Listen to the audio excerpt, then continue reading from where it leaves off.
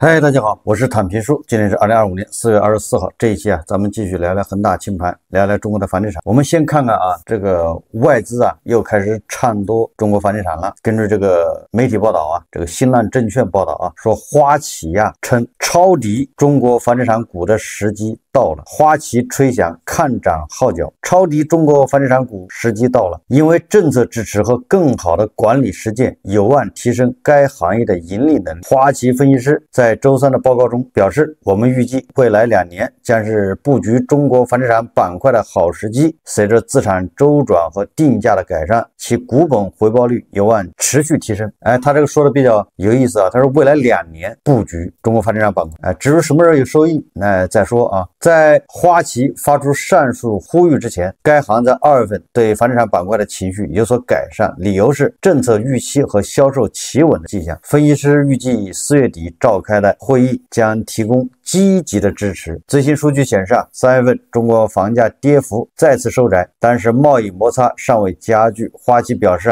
尽管4月是新房销售的淡季，但由于此前积极的房屋库存补充，6月份前景乐观。花旗分析师还表示绿城中国等公司的高层管理变动反映了公司希望通过优化管理效率和结构来加强控制，从而提升股东价值。汇丰控股分析师也对该行业的看法变得更加乐观，认为主要开发商的股本回报率将回升，这将带来盈利提升。这个汇丰银行分析师表示低利率、供应紧张以及信贷正常化相互作用，形成了推动房地产市场结构性复苏的有利条件。这个外资机构又开始唱多房地产板块，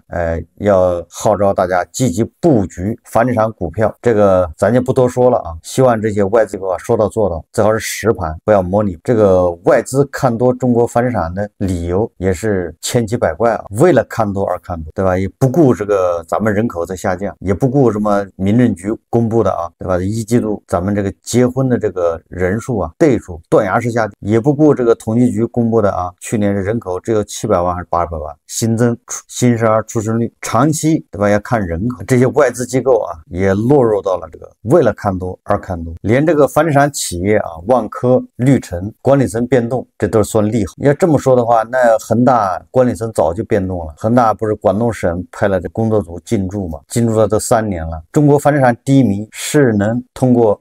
几个房企优化管理架构提升运营效率就能改善的吗？所以我感觉这些外资分析机构这个智商也是直线下降。当然国内的这个机构也在唱多比如说这个中信证券认为，房地产行业在提振消费政策中的重要性既体现为与住房直接或间接相关的消费，也体现为房价财富效应对居民收入信心和消费意愿的重要意。他们预计全国性政策将在4到5月出台，具备较强产品力的开发企业和持有优质运营资产的企业具备投资价值。华泰证券看好1线城市为代表的核心城市复苏节奏，同时预计主流房企销售有望在低基数以及行业复苏背景下率先迎来企稳，并看好行业竞争度进一步提升，继续推荐具备好信用、好城市、好产品等元素的地产股以及业绩如现金流稳健的物管公司这些似是而非的理由大家完全可以忽略。大家只要记住了这个在2000年往后这20多年里，楼市那是对吧一直像美股一样的走的是个长牛。总体上看对吧，2000年房价到2020年这20年涨了多少倍这是什么一个牛市那即便这种长牛之下，这些房企它的市值、它的盈利能到底怎么样？那现在楼市低迷，你说这些房企它还能回光返照，它还能超过以前？这不是做梦吗？以前动不动一年这个销售好像是20万亿，我的印象现在跌到一半只有10万亿还在跌，就是这个新建住宅销售也可能跌到8万亿、7万亿。在这种背景下，他居然认为房企还能再次辉煌，这个蛋糕越来越小我们只要再看几条消息几个新闻就知道道现在楼市是什么一个行情。首先一个是贝壳财经报道说，上海新盘购房返现调查，业内提醒警惕购房返现骗局。上海新房返现15万，上海浦东新房9.5折返现，上海某楼盘买房返现200万元。近日不少房产博主在短视频平台打出吸金标题，引来不少购房者关注，声称跟着其买房能得到较大优惠和返现。对此，上海近10家楼盘发出严正声明称，部分外部人员为了吸引流量，在网络平台发布不实返现信息，对准业主和客户造成干扰。声明称，所有关于项目房源的信息及价格以及按产输出口径为准，其他渠道发布的优惠信息均为虚假信息，请个别中介机构及个人自重，停止发布类似不实信息。经新京报贝壳财经记者调查发现，大多数房产博主发布的新房返现实则是返佣金。上海每卖出去一套新房，开发商会给到10万到30万的佣金，而这些渠道方，也就是房产博主中介的，在收到佣金后会不同程度的返给购房者，甚至还提出签订合同。其打出高额返现广告的目的是为了引流。业内人士指出新房返现的楼盘大多数为去化不利的楼盘，在当前买方市场下，开发商发动渠道售房，渠道为了抢夺客户才出现返现的做法。而此次上海开发商集体发声，其背后原因在于此类做法基本是渠道中介行为，其真假难辨，但其却以在售楼盘的信息发出，扰乱市场秩序。这个上海新盘购房返现就像那个我记得前不久这个广东惠州有个中介的吧，靠以谈恋爱为名骗这些大龄单身男士去买房，这个都差不多不过无论他说来说去只能反映现在楼市低迷，房子难卖。如果但凡房子好卖，大家都去抢大家都要去这个排队摇号，你得达到标准，你才能去有摇号资格。完了，为了摇号，你还得给这个中介给这个售楼处要送这个叫什么茶水费、茶位费买套房还要给这个销售送10万块。如果是这种环境的话，谁还有功夫去骗你？所以你看无论是以谈恋爱为买婚房，还是什么买房返现，这都说明这个房子难卖，卖不掉，没办法，只能出此下策。你比如说最近青岛出台关于进一步促进房地产市场平稳健康发展若干措施的通知，第一条就是推出青年群体低月供住房贷款金融产品，面向35周岁以下的来青，也就到青岛就业创业青年群体，出台低月供住房贷款金融产品，最长可前10年仅归还利息。所谓的低月供也就是还息不还本，也是前10年里面你只用还利息，不用还本金，本金从10年以后开始还起。那这样很多人的这个前10年压力就小了，不用担心暴雷，你只用还利息，也就是这个降低了还按揭的难度。那所谓的还按揭的难度，无非就是把那个套你的绳子再往下降一降，方便你入局方便你入套。你本金还的越晚，你对资金占用你的成本就越高，也就是你要还的利息就越多无论是购房返现，还是让你先还利息，还是以婚恋的让你买，只是说来说去只说明一个问题，房子难卖，楼市低迷，房子去化难。这个1818环境眼今天报道一个案例，说这是杭州浙江的湖州有个开发商他通过他的营销也是忽悠这个业主跑去买房，结果业主买了房之后发现自己上当了，他所营销的，他所吹嘘的，承诺的那一切不过是一种广告和宣传居然有人上当。这个开发商说你去他那儿买房，然后他负责把你培养成亿万富翁，你说这个也是普通智商应该理解不了这事大家看视频王女士说，去年4月，她在湖州吴兴区的唐宁府看中一套房子，100多平米，总价160多万，先交了3万元定金，开发商是湖州隆安商城开发有限公司。带着外甥妹妹都过来看一下然后他说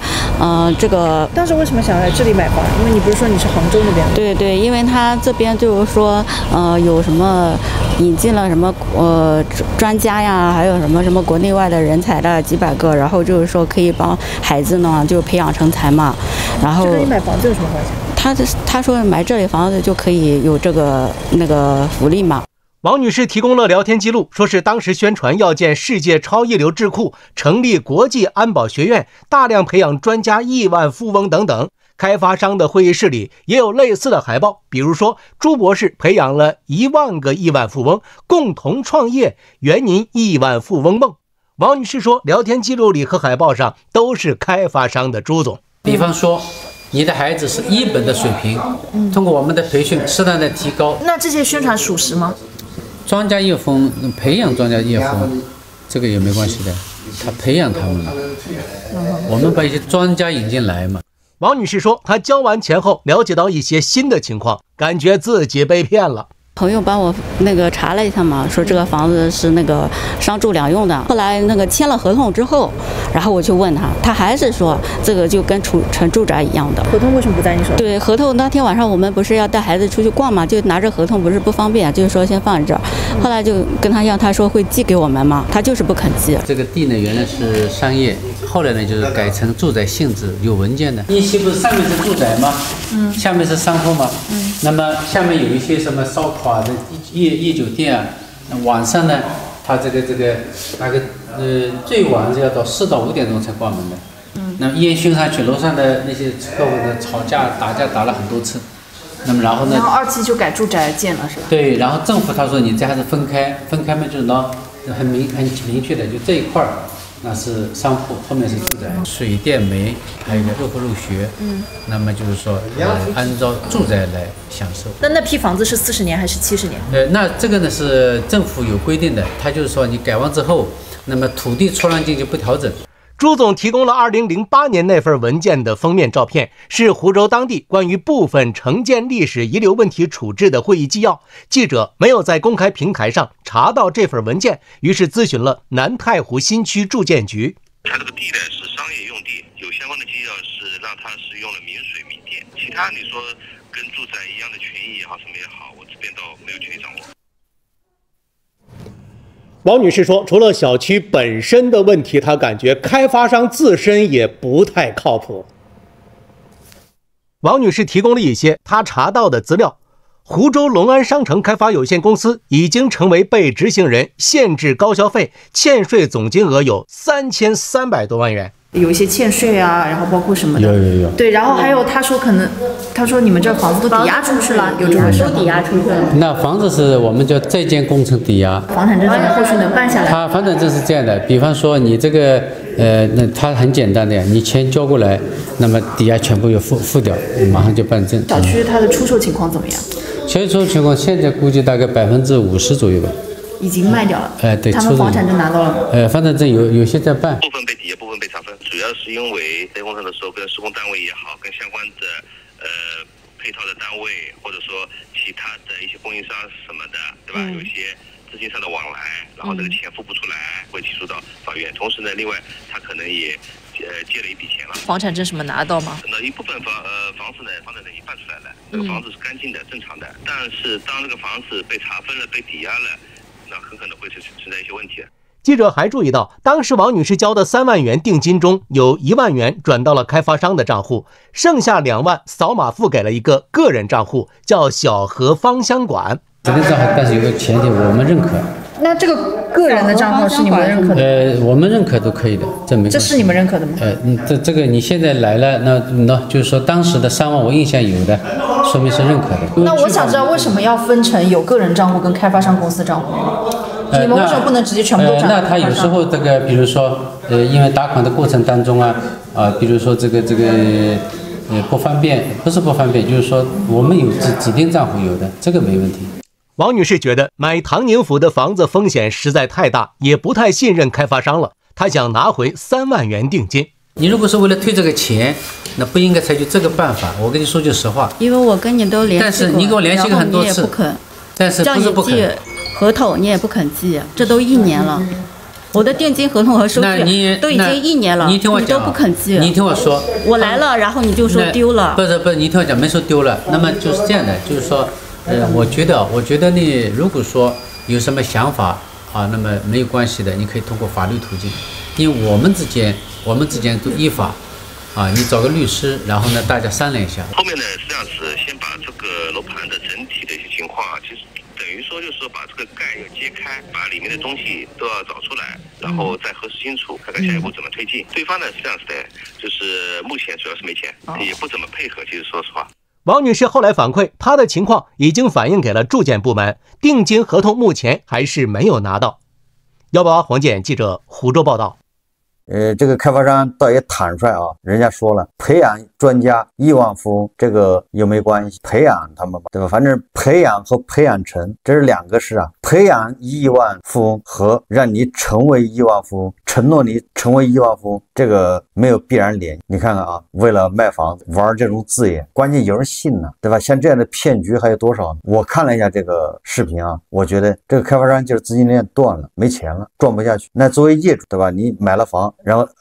这个业主想退这个3万块钱的定金，也只能通过这个叫诉讼程序啊，司法手段。但是这样的房地产公司恐怕也没钱，你官司赢了也很难执行，人家还在保交楼，地方政府拿他也没办法。你地方政府要找他，他正好叫借坡下驴，把责任对吧都放到你地方政府身上。所以说啊，对于韭菜买房的时候，你一定要擦亮眼，千万不要惹到这样的麻烦，对吧？你要惹到这样的麻烦，那可叫真麻烦，后半生就跟着去维权，对吧？它就是个民事纠纷。我们再看啊，这个《时代周报》啊刊登一篇文章，关于二房东。它这个标题叫“二房东的生意还好做吗？有人首物150套房，房租出90%，有中介劝先别入行。”咱们看看啊，这个二房东怎么样？靠什么赚钱？说省市挣钱几乎零投入。余姚在1线城市当地从事二房东业务，也在社交媒体上教大家怎么做二房东。他向《时代周报》记者描述二房东的生意经：市场月租均价2000元的房子，和房东商量1500元拿下，并申请一定时间的免租期，用于房屋装修改造，最后以2500元租出，按照押2付1算，收到租客付的7500元，基本可以覆盖给房东的房租和装修改造费用，从此月月收取租金差价1000元啊！这个说的都是理想状况，作为投资你千万不能这么算，这个我们按俗话说叫满打满算。不过实现月月收租挣钱，需要满足3个前提：房东愿意低于均价500元租出，租客愿意高出均价500元租下，而且要尽快找到租客，因为装修免租期一过，每延后1个月，成本就是1500元。而在当前的租房市场，能满足上述条件的房源实在不多。在同一个城市从事房产中介业务的李宇向《时代周报》记者直言，近2年来，其所负责的区域房屋租赁市场量价齐跌。同一个小区，去年这个时候基本租完了，但是今年价格普降1-2成，还有110多套挂在平台上。租赁市场承压，比房东们更受冲击的就是二房东。房子砸手里了，有的直接跑路，有的交易是我们门店促成的。后来房东来店里说二房东欠租几个月，租客来店里说被克扣押金，我们有一段时间不敢接待二房东的业务。李宇说，作为房地产发展的产物之一，二房东自诞生以来就陷于争议的泥潭，变相租金贷、长收短付、高价水电、假权房等负面标签和如影随形。不过另一边，无暇对接租赁事务的房东，以及在月租预算、居住环境、通勤时间中艰难权衡的租客，都给市场提供了土壤，让二房东在这片泥潭中站稳脚跟，甚至一度疯狂生长。不过当下伴随着城市空置房源增加，房租下跌，叠加保障房增量供应，大品牌长租公寓跑马圈地，留给二房东的市场土壤还有多少？租金差的算盘还打得响吗？实际上这个说法有点不正确啊。长租公寓它本质上就是二房东，为什么非要把长租公寓跟二房东做区分呢？我想无非就是二房东啊给人感觉显得不太正规，实力不够雄厚。那些长租公寓啊包装的啊，感觉这个你看要进军资本市场。你比如说以前的暴雷的叫蛋壳公寓，它不就是长租公寓，它都上市了，这个暴雷对吧？还有其他的啊，什么自如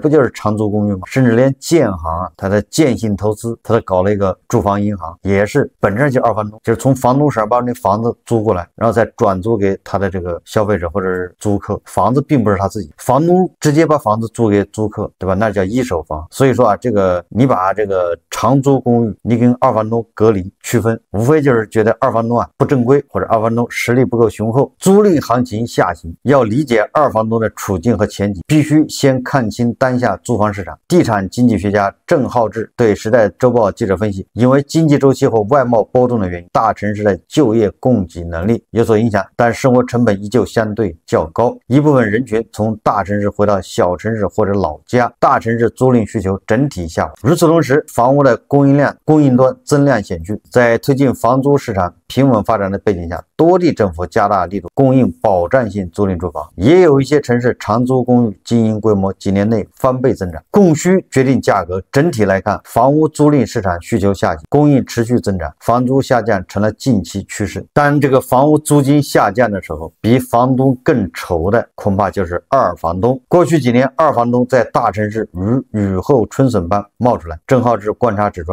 当二房东行业亏损居多，包括一些机构长租公寓其实也是亏损的。很多人参与是因为门槛比较低，而且当包租公轻松悠闲。但深入了解不难发现，这个行业几乎没有什么生存空间，尤其是这几年，如果房租在涨，那二房东会赚钱，不用担心，对吧？你现在2000租的，因为二房东一租都是5，他长租啊。你现在2000租的，到明年变成3000，市场价就是3000多了，那你怎么着都赚钱。但是现在是下行市场，就是你现在2000租的，到明年变成1500，市场就是这么个市场。以前高位拿房的二房东，现在只能降价才租得出去，基本无利可图。要是空置了，就相当于房子砸手里，而这样的情况还不少，所以有的直接跑路，房东和租客找不到人，就来我们店里要说，我这个北京的房子以前就是租给了这个建行，那建行你想对吧，这是国家队呀，它下面一个叫建信投资，专门收房子然后融入出租，我们长租5年，为什么他不租了呢？就因为他不赚钱，被迫收缩业务，就是连建行实力这么雄厚的他都玩不下去，那只是什么蛋壳爆雷。另外一家知名的长租公寓品牌我们也联系了，他那个条件就更苛刻啊，他那个收房之后啊，你要给他这个叫免租期，他要装修，装修的钱需要你来出，但是你不用真掏钱，他会从以后的这个房租里面扣，然后他收房的时候，他会基于这个房子他出一个方案，要怎么装修，要花多少钱，我就让他出了一个方案，结果他告诉我，我那个房子装修要花8万块，而我那个房子他给的租金啊，一年只有6万啊，6万都不到。那言下之意就是，我这一年的租金用来装修那房子还不够。说这个就是让大家知道啊，你看这个租房市场现在惨到什么程度，对吧？国家队、建行玩不下去，这个知名的这个上市品牌需要靠这个赚你的装修费，让房东承担装修。关键是它的价格还没涨，它的价格比建行的给的价格便宜30%，说明这个租房市场是什么一个市场？在这种市场下，你的二房东还在里面想赚钱，多难，至少不是什么好活啊！想赚钱恐怕不是满打满算那种算法。但是二房东这种形式会不会被就是淘汰呢？这个也很难。刚才已经说了啊，因为这个房东啊各种原因他没有时间打理他的房子，这个租客呢也是有各种原因，他也没办法说直接去天天找这个一手房源，所以这个就给二房东啊留下了空间。因为我们的房子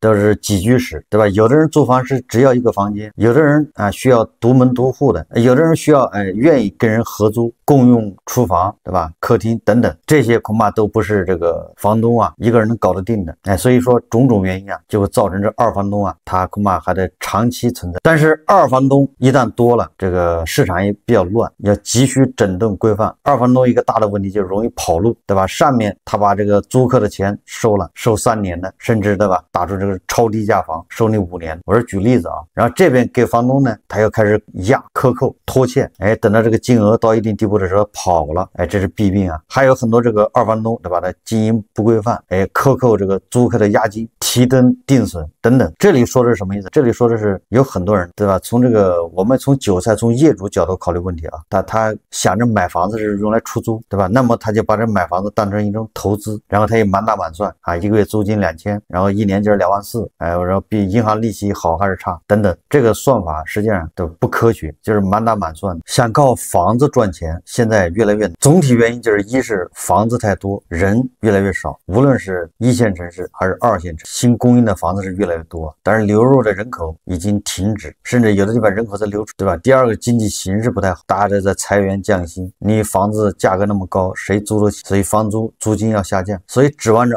靠买房出租，这个在楼市低迷的情况下，这条路走不通啊，有很大的风险。好，这期节目我们就聊到这，感谢大家收看。如果喜欢我的节目，欢迎订阅转发，也可以在下方留言评论，谢谢大家。